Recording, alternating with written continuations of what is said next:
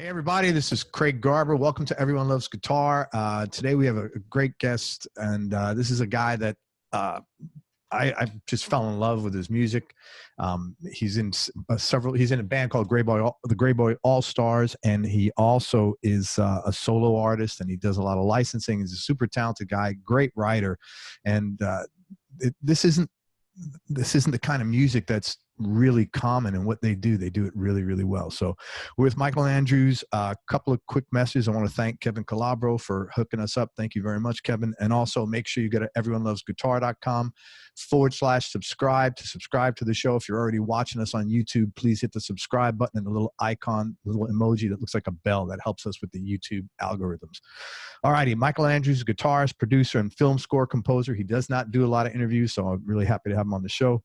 He's a founding member and guitarist of the legendary San Diego boogaloo soul jazz band, the Greyboy All-Stars, where he also goes by the moniker Elgin Park.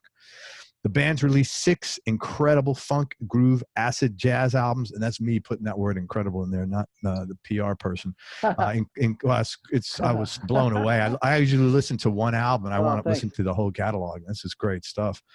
Cool. Including their latest and their first album in 7 years called Como de All-Stars. Michael's a really good funk and jazz guitarist. He's got a great tone, really unique sound, and he's also had a successful career in scoring and licensing TV and movies. He's worked on movies like Donnie Darko, Out Cold, Orange County, She's Out of My League, Bridesmaids, Bad Teachers, Adderall Diaries, and loads of others. TV scores include Freaks and Geeks, Togetherness, Friends from College, and others. And he's got 3 solo records and loads of co-writes and production credits. Man, thank you so much for coming on the show. I appreciate it. Right on. So Greyboy, oh, you're welcome, man. Greyboy All-Stars, you guys play a very niche type of music. It's like funk, acid jazz, groove. How did you get turned on to this kind of music? And is this like what you listened to as a kid growing up? No, not really. You know, I grew up in Southern California, and like most kids growing up in the like 70s and 80s, I, you know, was listening to like, I you know, had older brothers listening to like Rolling Stones or Neil Young or, you know, just like the classic rock stuff.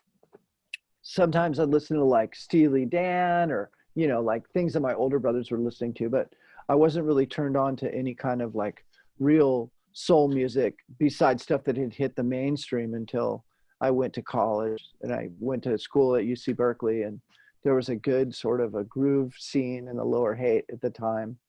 And so I got to hear some bands like the Meters and, you know, some more like, they're not really obscure by any means, but like for a kid from Southern California, that was an obscure, you know, like a discovery that I made at that time. And then sort of, there was a scene in the Lower Haight where people were spinning like rare groove stuff, 45s, soul 45s, whatever.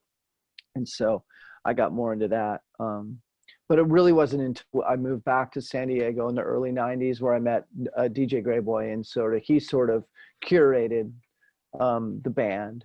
You know, he was doing like acid jazz, like sample oriented records. And so he put this band together to celebrate this music that he was sampling. And we would play tracks from like Rusty Bryant or Grant Green or you know, Boogaloo Joe Jones, you know, the JBs, you know, stuff like that. So we do some tracks like that. And for this party for his release of one of his records, and then we had a great time playing together, and then we just kept playing together. So you guys are so tight. It's amazing. So you just so you really got turned on to the music by the vibe that you got created with the other band members, sounds like, almost. Yeah, I mean, but you know, yeah, it was sort of a deep dive into this stuff. You know, we weren't really trying to interpret it much. We were just kind of like, well, let's just like start by like really learning the music and really trying to understand what was happening in the music. I mean, as a kid, I was sort of very interested in rockabilly music. So I was coming from sort of like a blues and rockabilly space.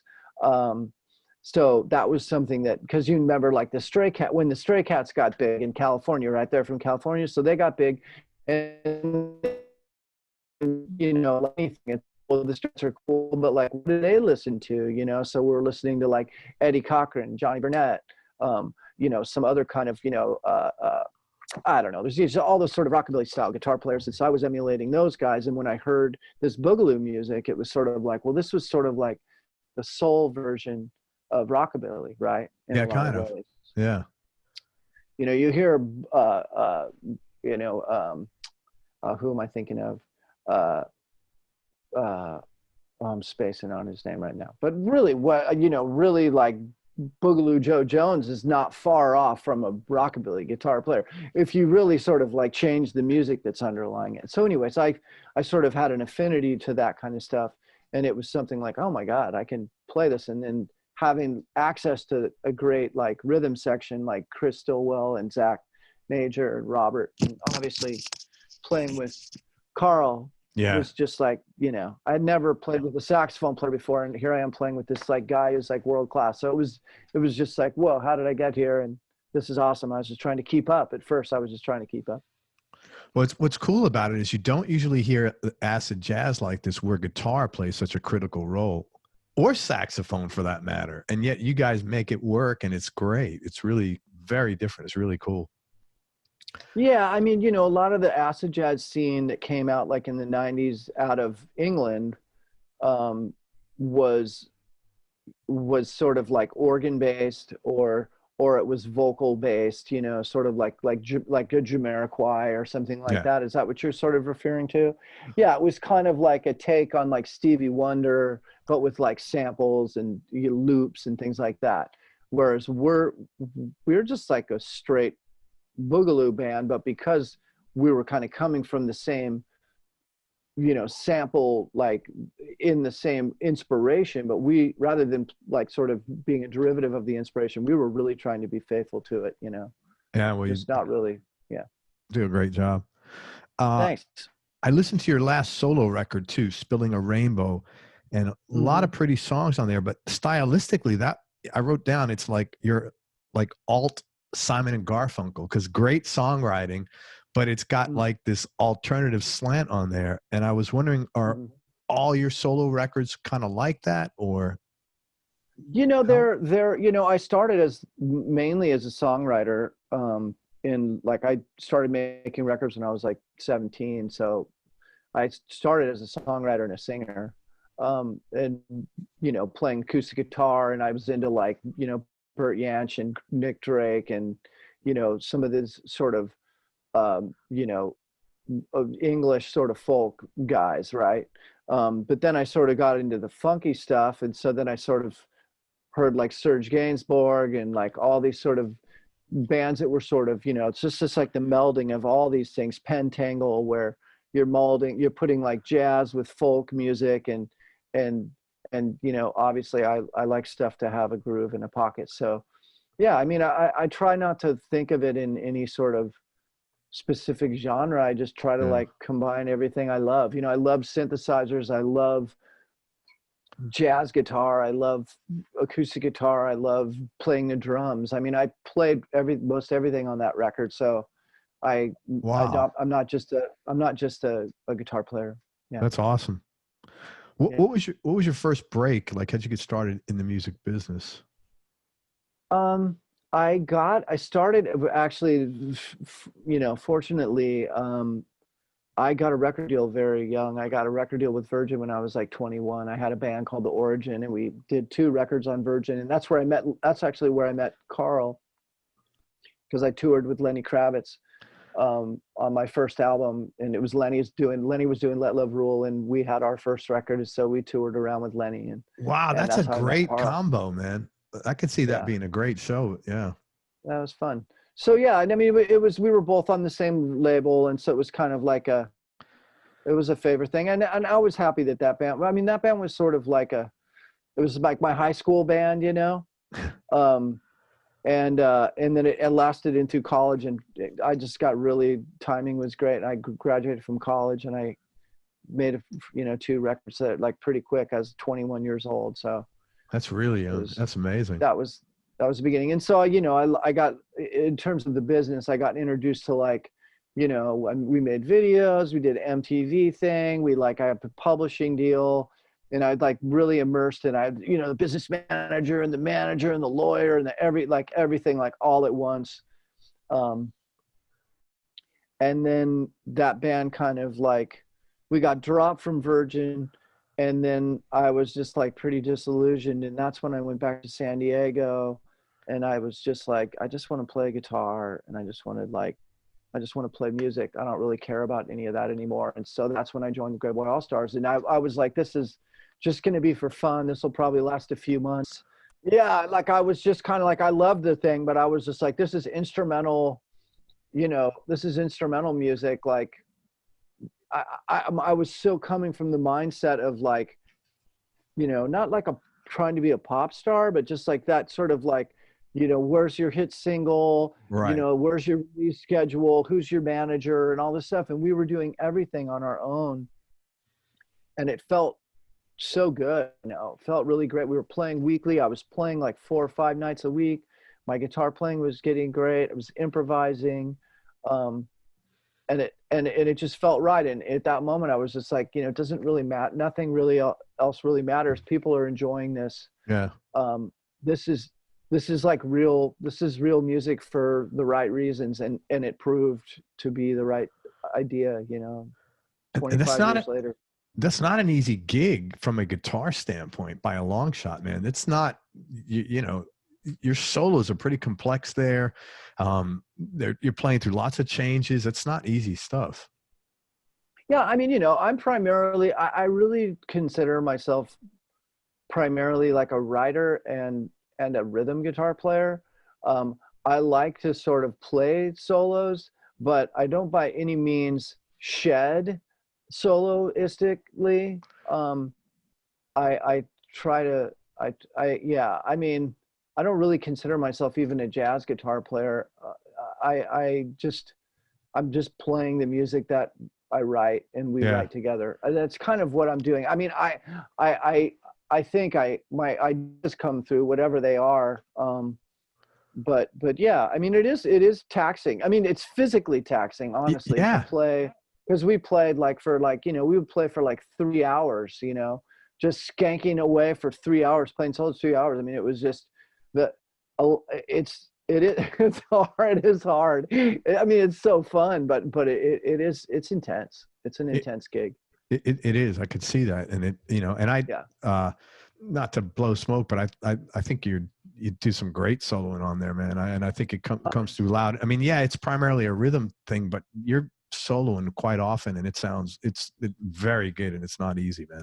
Thanks. You know, I mean, I'm mostly, you know, an intuitive player. I mean, you know, like it was funny. After we did West Coast Boogaloo with Fred Wesley, he's like, you know, that's a great record. That's my favorite record. That's such a good record, man. Thanks. So he was like, oh yeah, you know, I remember when we were trying out guitars for James Brown's band, and I was like, yeah. He's like, you know, just got to have a pocket. You know, you got to have a pocket. That's what matters. And he said when he was trying out guys for James Brown's band, it was like guys would come in and he would like, okay, you know, play, you know, dun dun dun dun dun dun dun, and guys would be like dun dun dun dun dun dun, you know, like try to, you know, and he'd be like, no, can you play that with a pocket for 8 minutes, you know? And that's the guy that gets the gig, you know what I mean? So people like, we're in a very like shreddy moment in music, and people often forget that like we're playing dance music, you know? So like that's the primary focus is like playing something that's danceable, that's like a celebration of the moving parts, you know, not a celebration of any one individual, you know. It's funny you mentioned James Brown. I had Keith Jenkins on my show. He was James's MD and guitar player for the last like 14 years of his life. And we talked about this, and he said, man, you just got to sit there for like 8 minutes exactly. And you're playing the same groove.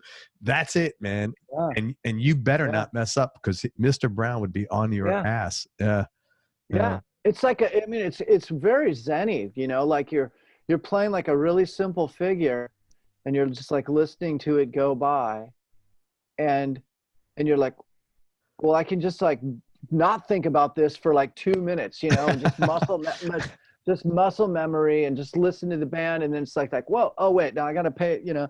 I mean, it's a mind trip, you know, to play with simplicity and intention, is really those are the gold elements of good music, you know.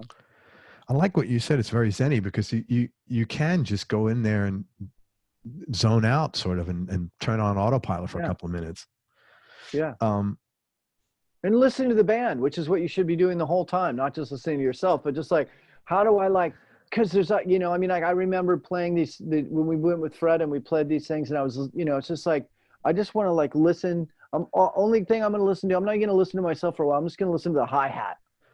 Yeah. That's all I'm going to listen to for the next couple minutes. Or I'm going to try listen to the keyboard player. That's all I'm going to listen to. I just want to fit right in with that. Just want to fit right that pocket right in there with that. You know, it's like, that's how the band starts to be like transcendent, you know, where you're just like, it's microscopic.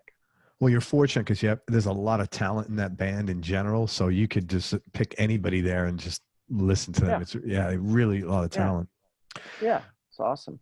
How did you get into, this is a good story, and I hope it's the only question I'm going to ask you that you've been asked 100 times, but it's fun. I think people enjoy it.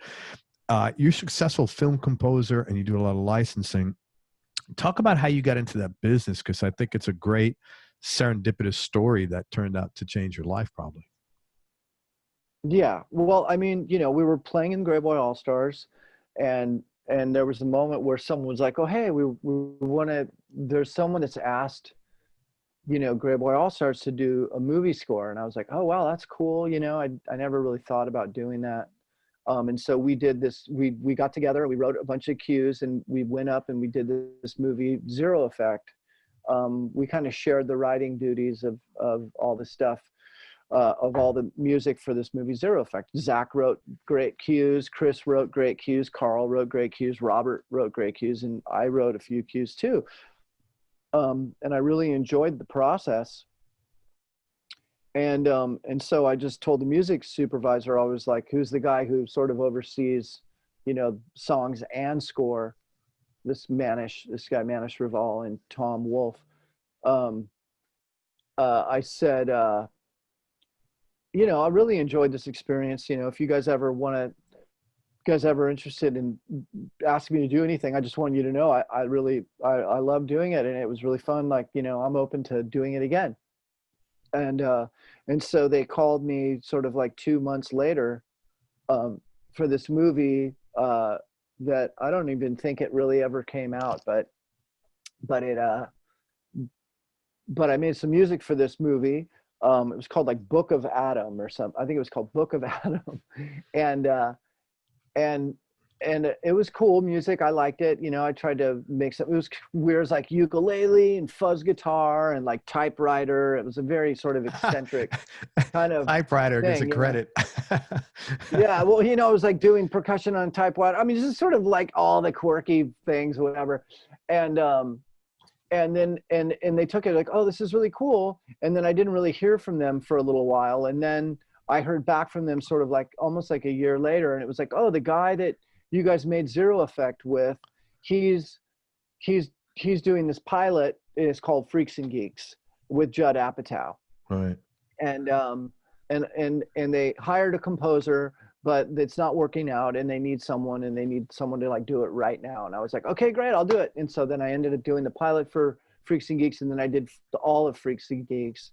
And then while I was working on Freaks and Geeks, then it's sort of like, oh, I was asked to do Donnie Darko, and then I did Donnie Darko, and then it's just sort of like, and then, you know, Jake did another movie, and Judd did a movie, and all these people did movie, and it was just sort of like, blah, blah, blah, blah, blah, you know.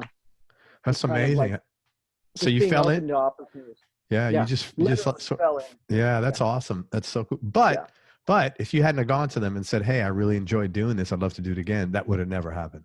Yeah. Which is cool. Probably not. No. Yeah. No. You know, I mean, and it's, yeah, I mean, it's a different muscle, you know. I mean, it's kind of a different way of working with music, you know. It's really difficult because you got to work to visual cues.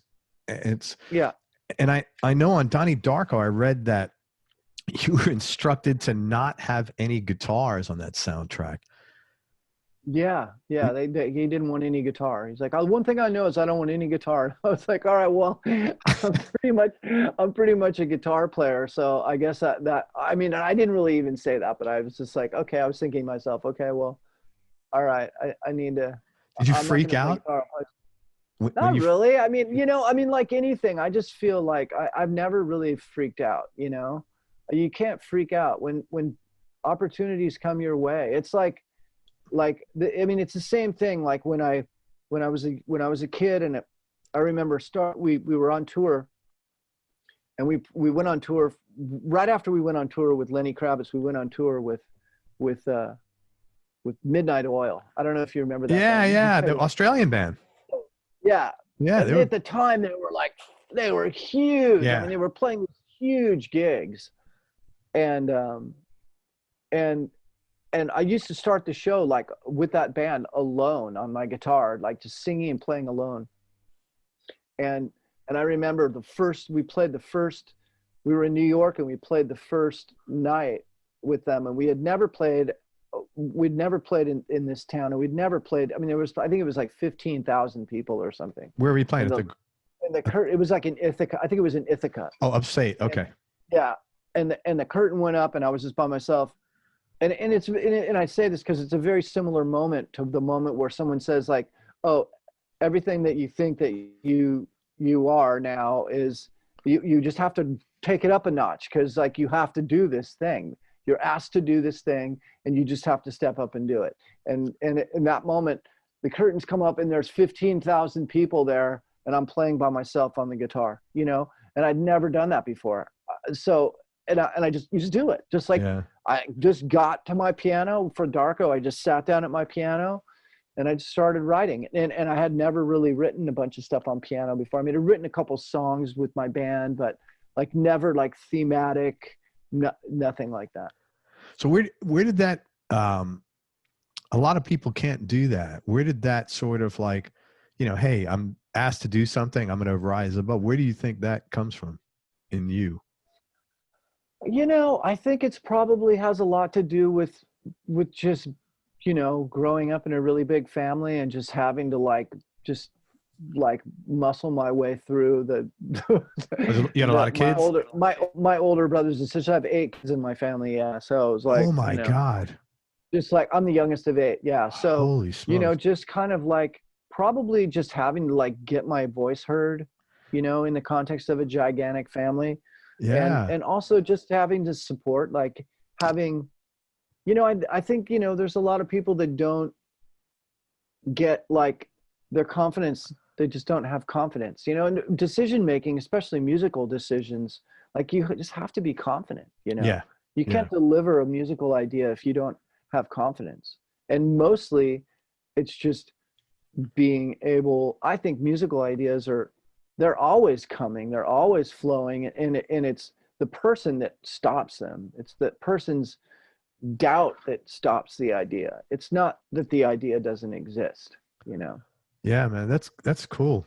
That's really good. Thank you. I can't believe youngest. God bless your parents, man. 8 kids. I have 3, and it was like, it's so tough. No, I know. Imagine. I have 2. It's insane. No, yeah, it's and because it's not 4 times as much, it's like exponentially, like to the 4th power as much. Well, my mom was interesting. She used to say that love isn't love isn't divided, it's multiplied. Right. So yeah, she's like, it's like that life that was happening. It's like all these people are influencing each other and supporting each other and challenging each other. So it's, it's a lot of stuff going on. Yeah, man, for sure. Yeah. And my brothers played guitar. If they didn't play guitar, I wouldn't have played guitar. I was just sitting around. I'm like, oh, okay, I'll pick that up. I'll play that. I started playing when I was like 4 years old. So, so if I wouldn't have done that, I wouldn't, they weren't playing, I wouldn't be playing. So I have them to thank for that. Did any of them become professional musicians? My brother, one of my brothers became professional. He played with like Steve Jones and Belinda Carlisle. He had a record deal. He's played with a lot of different people. Sex Pistols, Steve Jones. He's a great, yeah. He's a great guitar player. That's Just why. rock, like a real great rock and roll guitar player. You know, sort of like in the school of like a, what is the guy from UFO? He's kind of like that, Michael like, Schenker. yeah, like a Michael Schenker or make Michael Schenker or like sort of like that halfway between like that and like Keith Richards, he's Yeah. like that, Okay. like that guy. So he's a Very real cool. rock and roll guy. He's great. He's awesome. And he was always like, I remember playing with him as a kid, sitting in my room, and he'd be like, "You're rushing, you're slowing down, you're rushing, you're slowing down," so it was like he always like instilled like that. He didn't necessarily teach me how to play by any means, because he wasn't really concerned about that. He wasn't like, but he was always like, this, you got to care about this. It's important that you play in rhythm, not just play the thing, but play it with the pocket, Yeah, So that's that was big early on. That was big. valuable lesson. Yeah, Yeah. for sure. How'd you wind up working with Gary Jules and writing that new arrangement for Tears for Fears and Mad World, which, by the way, my younger son turned me on to that. That is almost like brings tears to your eyes every time. That's like such a moving song, man. His version. Well, I grew up with Gary. Oh, okay. And we were childhood, we grew up, and he was actually in the band that I got the record deal with, but he was in an earlier incarnation of it. So he wasn't in the band when we got our record deal. The Origin, that one? Yeah. Oh, that's cool. And so he was sort of in and out of that band, and then he went on, he had his own thing, and they made records. And then he started a solo career, and I ended up producing his first record for A&M. And then we were working on his second record after he was let go of A&M, and we were just working on his record called Snake Oil, Wolf Tickets, Snake Oil, or some, I forget. Wolf Tickets for Snake Oil for Wolf Tickets, I think, or something like that. Anyway, it's on the internet. You can look it up. It's on the internet. And so, and he and I, we're good friends, and I was working on the Darko score, and he lived down the street, and he was kind of coming over, during that time. And so I was working on the film score, and sort of I had dialed in that sound, the soft piano, the vocoder, the, flutes and cellos and marimba and all that. After the thing and sort of thing. And I was like, well, what if I did like a John Barry on this, where I just moved from this palette of sounds from the score, and I just kind of like put it into a song, and the songs had been, sort of these 80s songs, so these were bands that, In Excess and Tears for Fears was on there, and The Church and Echo and the Bunnymen, and all these bands that sort of I had grown up with. So I knew all this music. And I was always a big fan of The Hurting, which was the first Tears for Fears record. And I was like, well, what if I took one of the songs off The Hurting and I put it sort of to the score, and I sang it basically over the score, And so I took Mad World and I did that with it. And I called the producer and I said, I have an idea for you. I know you got, because they didn't have any money for an end title. That was the thing. They didn't have any money for an end title song. So they asked me to, if I could come up with something. And so I sang it to the producer, and I said, but I'm not going to sing it. I'm going to have my friend Gary sing it. He's got a beautiful voice. It's going to be great. And I sang it to her into the phone, our version of it. But it was just me and piano. But just like literally with my phone like this, And she was like, oh, that sounds great. That's incredible. Oh my God, And so I said, okay, I'll do it tomorrow. So we did it the next day. I said, Gary, come up, let's do this. We're going to do Mad World. It's going to like sound like the score. You can sing it super chill. It'll be really cool. And so he got in a zone, and he sang it and just brought it to that crazy level. And I did my arrangement under it and added cello and then added that little vocoder of put his vocal through the vocoder, and it just spilled into the delay, my old, like, my echo, my Roland echo. And it became like a thing. And it just like, and we were like, well, this is cool. This is a moment, we kind of looked at each other, because at the time we were working on his record, it was like folk, like you said, kind of like my record, like, finger picking guitars, harmonies. This was something completely different, for him. And so we gave it to them, and it was really great, and they loved it. And then there was a montage at the end of the movie in Donnie Darko, and they tried to license a U2 song and they couldn't afford it. So the editor took Mad World and placed it in the montage of Donnie Darko. And he called and he was just like, you're not going to believe it. Just park the song right here and just watch it play. And it just played over the montage. And it was just like, oh, just sort of this moment, it's just saying, And it exploded. Yeah, well, it didn't explode at first. It took a long time. I mean, I think what ended up happening is there's a guy from England that had heard it, because there was a DJ that was playing it on KCRW in LA, who was a friend of Gary's, and he was an English guy, Nick Harcourt, and he played it, and then he sent it to his friend in England. He was like, you're gonna trip on this tune. This is amazing. And so he heard it and he's like, this is a hit. This is a hit song. This will be a hit song.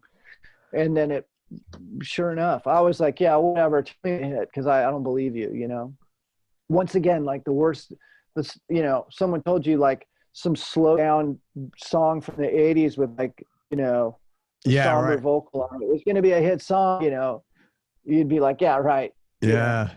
Call me when it's number 5 or whatever. They did. It became number 1 like all over Europe and everything. So 10. Congratulations. It's a great track, man. It's such a pretty song. Yeah, it's a long story, but yeah, that's that's what happened. But I'm just so, as I'm sitting here listening, it just amazes me how for you and for so many musicians, it's almost like there's this predestined thing, and if you show up, it comes to you, and it blows my mind. I mean, because I've done 800 interviews almost. Yeah. And this, you're not this is, if someone came to me and said, how do people succeed in the music business? I'd almost say, well, there's certain characteristics you got to have. You got to have a great work ethic. You can't be a dick. You got to be a nice person, good hang. Yeah. But how do you get opportunity? Fucking show up, and like, if it's almost like if it's meant to be, it'll come to you. If it's not, it won't.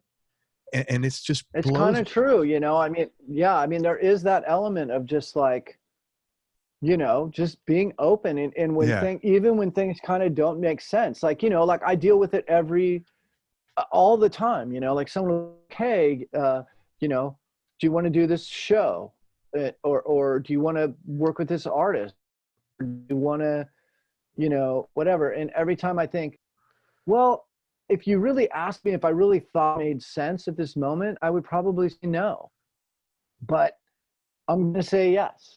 Yeah. And it is kind of that thing where when you try to control your life too much, it just doesn't, it sometimes doesn't work out, like if I would have said I want to be a score composer, and I went to score composer school in college instead of studying social science, which didn't have anything to do with my thing, anything to do with my, it had to do with my person, like who I am, but it didn't have. Yeah, I mean, these are amazing opportunities that you can't chase down. Yeah.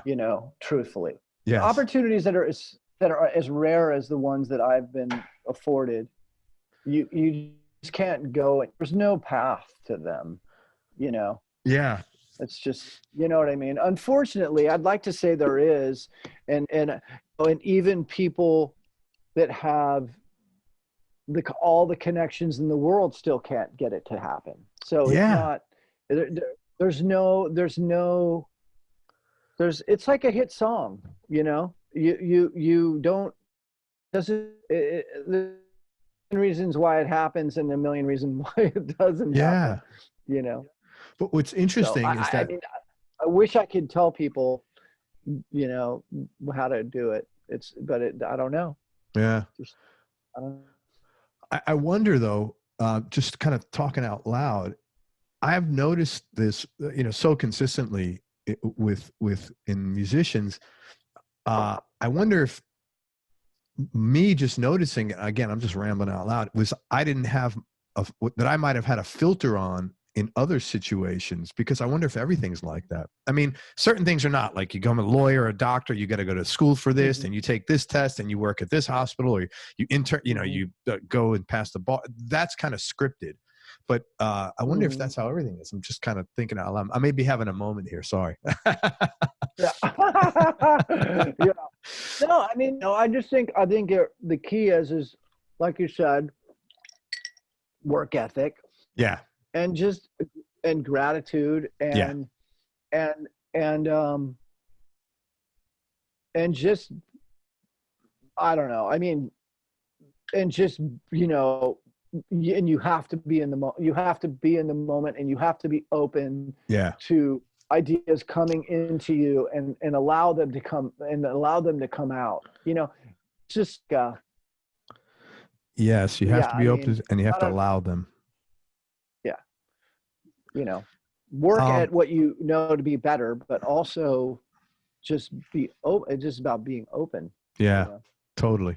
I mean, it's like David Lynch. I don't know if you ever listen to David Lynch and his whole like meditative trip, and the whole. I saw there's a great series that Morgan Neville worked on called Shangri-La, and it's about the Shangri-La studio, and there's a moment where he's talking to David Lynch about like there's a reservoir of ideas that if you're not clear about, if your mind is cluttered, you can't reach that sort of reservoir. You can't access it. Hey, I want to talk about gear for just a couple of minutes. Are you playing flat wounds on most of the Greyboy All-Stars Yeah, tracks? mostly. Yeah, mostly. Okay, I thought so, man, because you get that pop, that funkin', man, but yet you're muscling through it, which is not easy with flat wounds, man. Now I have even more respect for what you're doing. Yeah, they're like yeah. I mean, I learned that. I mean, I always use flat wounds, but I learned that the heavier strings are really the way to go too. Like when we played with Melvin Sparks, he was using like 14s, and I could never get to 14s, on the top high E. Good Lord, man. But I was always I'm always on 13s on my high E. So because you get like crazy tone. Pat Martino, I heard, was used like 17s. No, really? Yeah. Yeah. And how does that so versus 11s? How does 13 sound different than 11s? Just fatter tone, tone, more tension, more. You can't bend. So you're like you have to like, you have to muscle. You have to muscle it. Like you can't, bang, you can't do that. Yeah. And if you do, then you just gotta muscle it up to like a half step. At most, you'll get a whole step out of it. If you're lucky, if your hands are like Iron Man or something like that. Yeah, man. I know. It's funny. What's your go-to guitar right now? And for Grayboy All-Stars, I've used a few guitars over the years. I originally started out with this Jazzmaster, actually, that's on my wall back here. Right. This was the guitar that I used on West Coast Boogaloo. Okay. And that had flat wounds. Currently, it does not have flat wounds on it. I bought this in San Francisco. And but then I was like, well, I want to get a jazz guitar. So then I got a Guild X175 that was like from 1965 or 66, I believe, and that had humbucker pickups, and so that immediately like fattened the tone. And that's like and I used that primarily live for about 3 years. It's an amazing guitar. I love Guild guitars. Is that like a Gibson 175? It's like an L5, basically. Okay. It's bigger than a 175. It's the big round. It's a round body guitar, like a round cutaway. It's not like a sharp cutaway like a 175. And then I played and so as I've had it, so I sort of went two directions. Like for the jazz, sort of Grant Green kind of thing, I went for and then I ended up getting a X175 64 Gibson in Austin with early patent number pickups on it. And it had the fretboard taken off of it and an ebony fretboard put on because the guy was a pit guitar player in Vegas, like juck juck juck juck juck juck juck juck juck juck juck juck juck, and he like ground the whole freaking fretboard off. But dude, an ebony is so nice. Yeah, but it was an ebony fretboard with no markers on it, no marcation on it at all, no dots, nothing. So I was just like playing Grayboy All-Stars tunes, just like whoa, like oh my god, it was really intense actually. And then I sort of also at the same time I sort of had a fascination with Hagstrom guitars, and so I started collecting those. That's funny, man. That's like metal. Those mostly metal dudes play Hagstrom. Well, maybe, but not that. Well, actually, Zappa was really into Hagstrom guitars. That was his. I didn't know that. Yeah. So Hagstrom guitars, the ones that are sort of like emulating a Stratocaster are amazing. They're super tweaky. And then of course I have a lot of guitars at this point, but then on my sort of. In my other sort of excursions to guitars, I love my Fender Telecaster. I have a maple cap Telecaster. It's from '67. Oh, nice. It's wonderful. And then I also got into sort of more oddball guitars. I also play bass. So I'm also into like old bass guitars.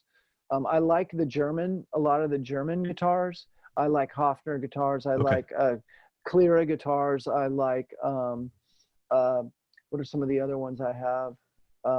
These are sort of more like these are like more like a Rycooter or like a off-brand kind of, if you're looking for like a unique tone, not a Fender tone or a Gibson tone. So I have a whole series of those kind of like oddball guitars.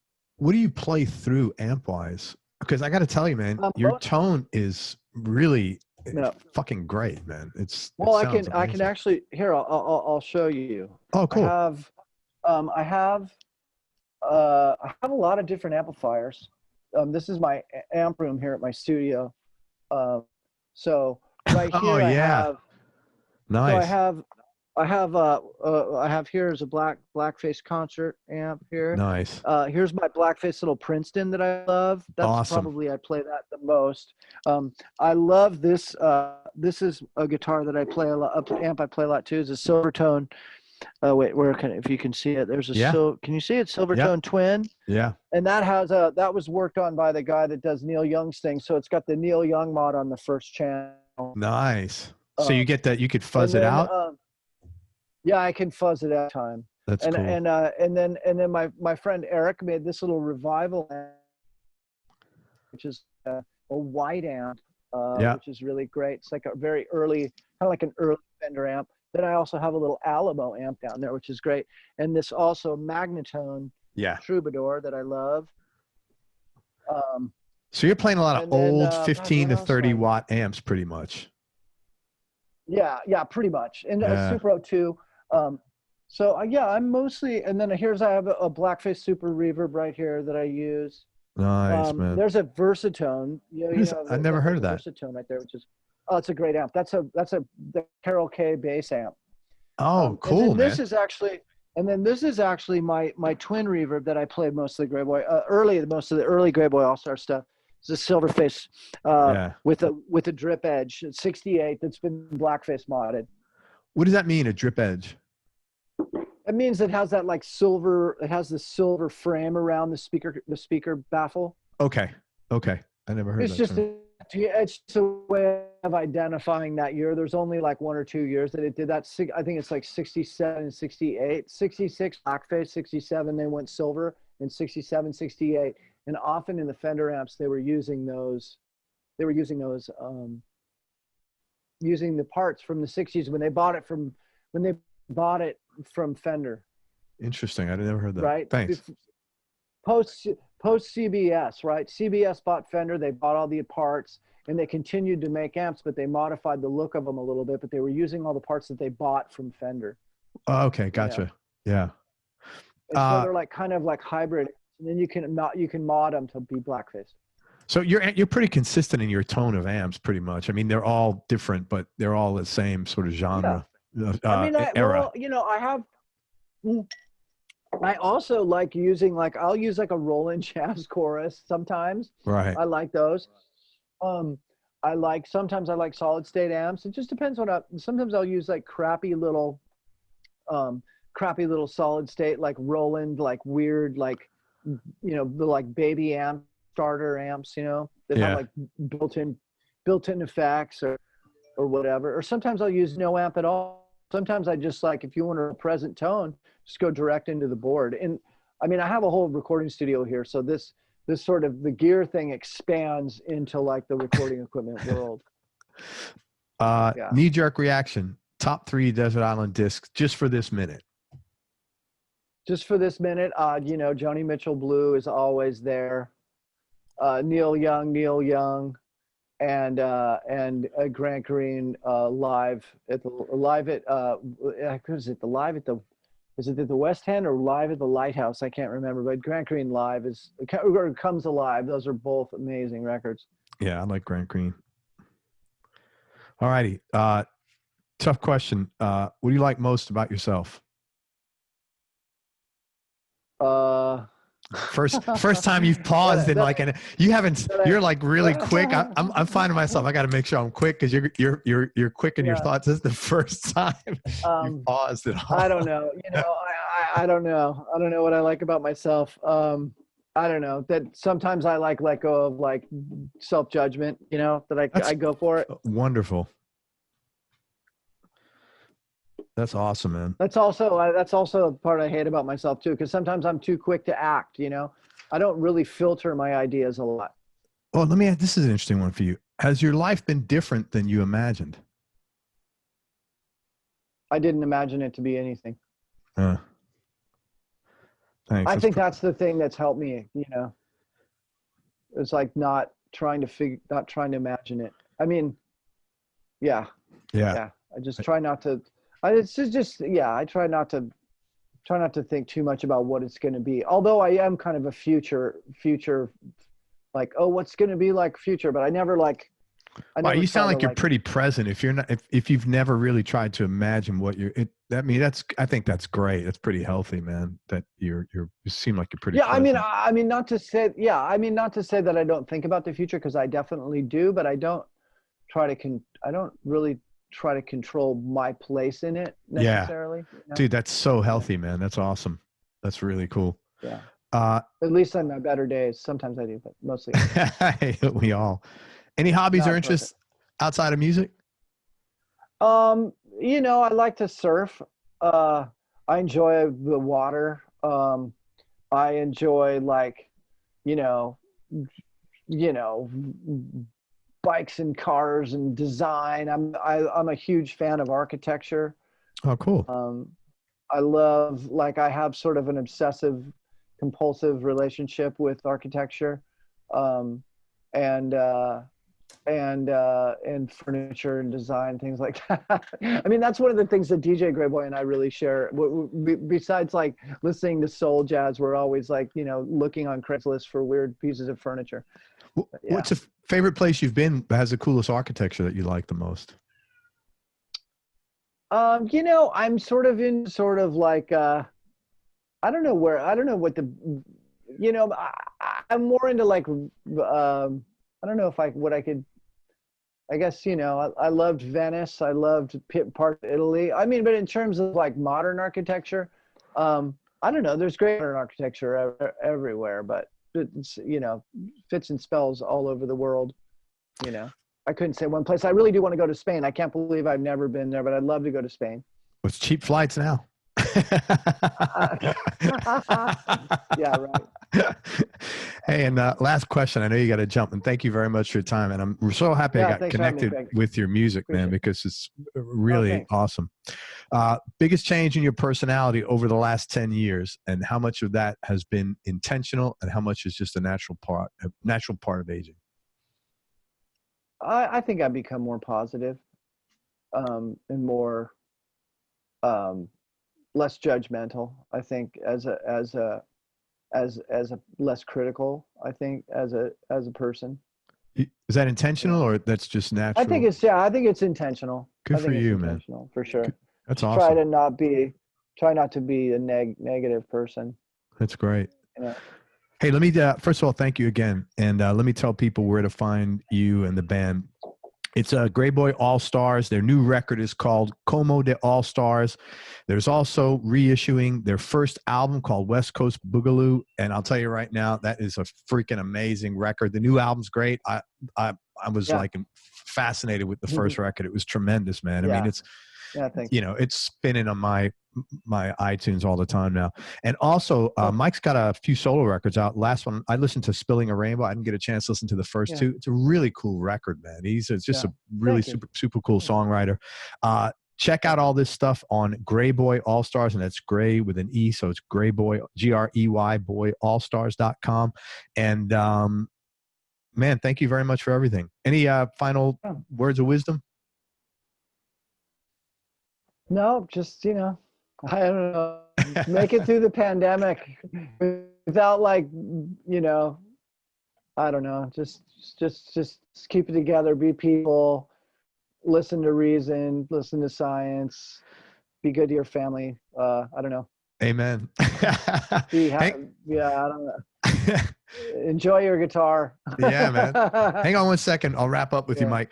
Everybody, thank you so much for listening. If you enjoyed this, please share it on your social media channels. We appreciate your support. Thanks very much to Mike Andrews, also known as Elgin Park. Check out all his music, man. Check out the Grayboy All-Stars. I'm really confident you'll love them. And check out Mike's solo music as well. And most important, man, especially nowadays, remember that happiness is a choice. So choose wisely. Be nice. Go play your guitar and have fun. Till next time, peace and love, everybody. I am out. Mike, thanks for everything, brother. Peace. Thanks for having me.